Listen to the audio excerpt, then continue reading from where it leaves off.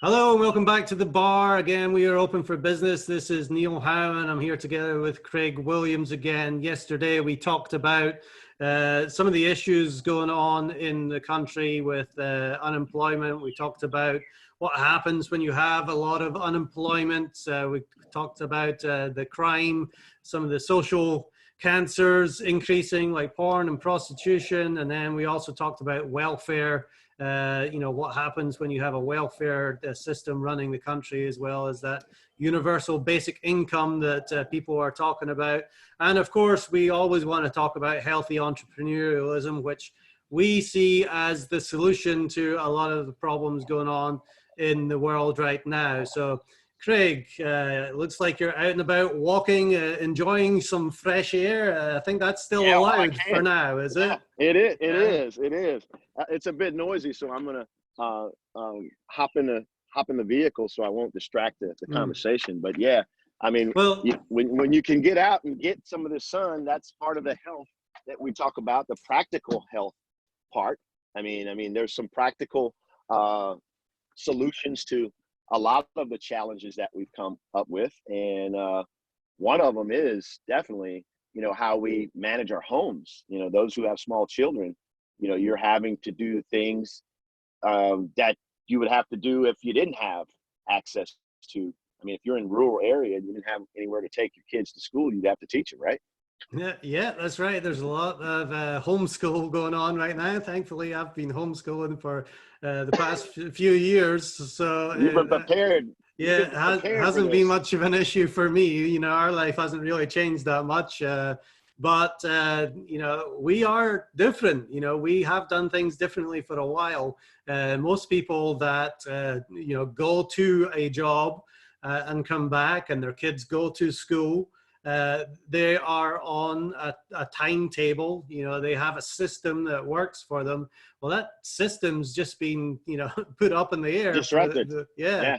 for the last few weeks, and we don't know how many more weeks it is to go. But what do you see happening with the people in your life and around about you? How's it affected them? Well, I mean, I'm similar to you in a sense that I've always been that person, that entrepreneur. That I mean, the only constant thing in life is change. And if you haven't gotten that by now, I think you're going to get it now, because we're all alone in this together, kind of thing. You hear that theme that's consistent, and when we say all, we're talking about the whole world. Hmm. It's different when you're thinking about your neighborhood or your county or your city or your state or even your nation. This is something that everybody can relate to. No one's going to have to explain 2020. With all the expectation we had and the vision, this new year, the possibilities, we open ourselves up for this possibility, and it's just adapt. I don't like to always go straight to the adapt or die, but something's going to die if you don't adapt. The opportunity may die, the vision may die, the job may die, in a Mm. sense, if you don't adapt. So I've been that agent of change most of my life. If you ask around, yeah, Craig, he's always been that agent. That's probably why a lot more people are calling me, just to kind of, it's kind of like, how you doing? And really what they're saying is, what are you doing? And how are you Exactly. doing it? Because they can tell that not too much has changed for me. Matter of fact, opportunities have increased for us, right? I mean, Right. conversations have heightened. People are leaning in a little bit more about what we've been saying for what, 6, 7 years now, you know, about how important it is to have a foundation for times like these that will stand the test of time. And we're just in the midst of a test right now. And Yeah. so, yeah.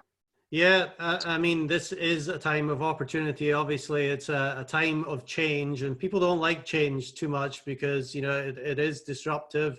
They will have to learn new skills or new ways of doing things. So change is hard for a lot of people, but a lot of good stuff comes out of change as well. You look at the Depression and some of the companies that came out of that are still, with us today, hundreds of years old, the General Electrics, the FedEx, and even going back to 2008, 2009, you've had companies like Dropbox and Uber and, so many big companies really spawned from that time of solving problems. So, I think there's going to be an entrepreneurial explosion in the months and years ahead that are going to solve problems. And, we want to hear from some of the people out there listening, what ideas do you have? What problems are you able to solve?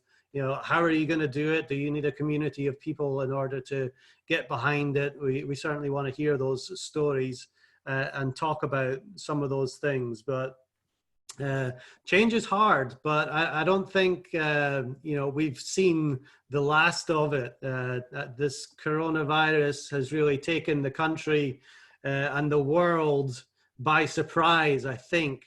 But there's things that are going on in the world right now that, we should know about and we should be paying attention to, that are going to cause, major change. And one of those things is AI, artificial intelligence. You look at things like artificial intelligence and robotics, and they are replacing people's jobs.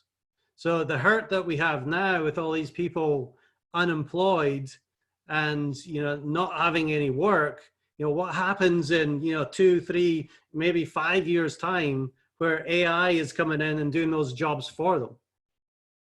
What's going to happen to that population? What are they going to do? Well, I think, that is a perspective. I look at the automation and the proficiency and efficiency that AI brings to the table. You can't rely on a human to bring. And so I think what the automation and AI is doing is creating a new position to heighten the standard for as human beings, because they don't feel, they don't touch. You see what I'm saying? And that's where we have to see the opportunity on that. We have to see our value. I think I mentioned it in the last conversation or before, that it's time for us to go back to the skill set that we have. You got to remember, AI has to be taught by who? Human beings. You know what I'm saying? We teach it, but it has, the thing about AI and automation is it doesn't have the distractions that we do. It doesn't have the bills and the pains and the children and the spouse and all the worries, the cares of this world. It's programmed to do what it's programmed to do, and it doesn't stop doing it until we switch it off. We, on the other side, have so many other things that we can do. And so that goes back to our skill set, our knowledge. The AI only has the knowledge that we give it, but it doesn't forget because it's programmed. We forget because we have other things that block our memory. I'm over 50. I'm 53. So sometimes I'll forget why I walk in a room, and I have to be reminded. I go back acting me, but that's not my job. I don't get paid to remember what I got in a room. These are the types of things where we as human beings can't look at something taking our job, but it's creating an opportunity for us to be a human being, be more of the skilled and knowledgeable and healthy human being that we have created. And if we've not created that already, we need to be about that. We need to go back to the foundation of who we are, the essence of who we are, so that we can remind the world of our value, because we are more valuable than AI. We're more valuable than robotics and automation. And that's what we have to remember. Yeah, thinking about some of the jobs that AI will replace. I mean, you look at the food service, where, things are really becoming robotic and automatic, and people are being taken out of the picture a little bit. If all these jobs are taken with, AI, robots, people are really going to have to look at their skills look at their knowledge and find out where they're going to be a help in the future. Because, like we talked about in the last program, you've got crime and welfare is never a good place for a country. So if you have so many people out of work that don't have any skills, that's where we're going to be, and we're going to have to contend with that. So, this is a great time if you do have skills to share, to package it, to make a product, to develop a system that you can share to help educate people that are looking for something else to do. I think a lot is going to be, taught. And like we were saying, I think we said it off camera, Craig, that, people are going to have to learn a different way, not necessarily going to school anymore, but, doing school online. So there's going to be a ton of opportunity to learning. And again, that is an opportunity for people that have knowledge and skills to be able to teach that. Yeah, I think also those people, speaking to AI and automation, that's a good point you just made.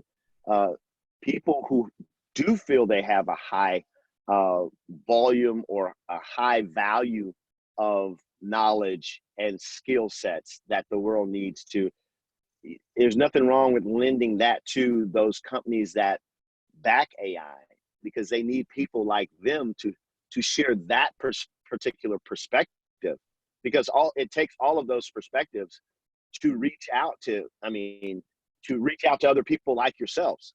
I mean, we all have a circle of influence, and those people who are like-minded to you or like-minded to me, if I'm able to teach that artificial intelligence, as we call it, my way, that's valuable to a new market that maybe these companies don't have that perspective of.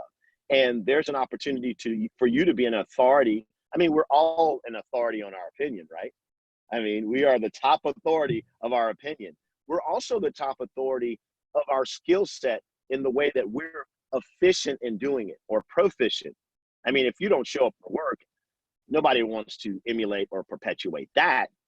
But if you're that person who can be dependent upon the go-to person at your job, there's a program that you could be a contributor to help people how to manage time, how to be proficient in whatever that profession or that benefit that you bring to your circle of influence or your industry, so to speak.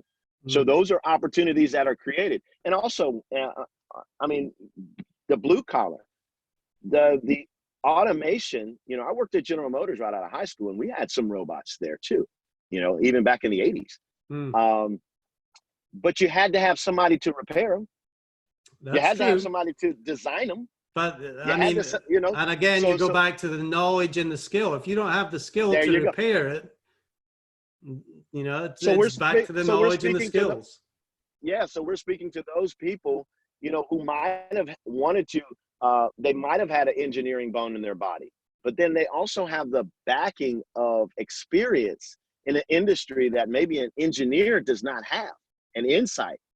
So they could be an advisor or consultant or an authority to that. And it's how you package yourself.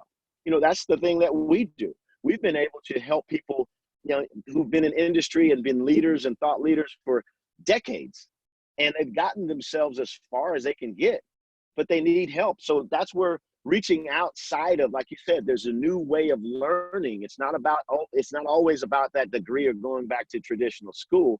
It's about repackaging what you already have, and it's very important that we see the value of ourselves. I mean, it really goes back to us valuing ourselves, us going back to that skill set that we are, not the area where you need the most improvement, but where people look at you as strong in, and I mean, resumes are cool when you can put it all on a piece of paper, but when you go back to your resume and you say, hey, if there are one, out of all these skills I have, if I banked my life on 3 of these, what would those 3 be? And then drill down a little bit more and put your specialty to that.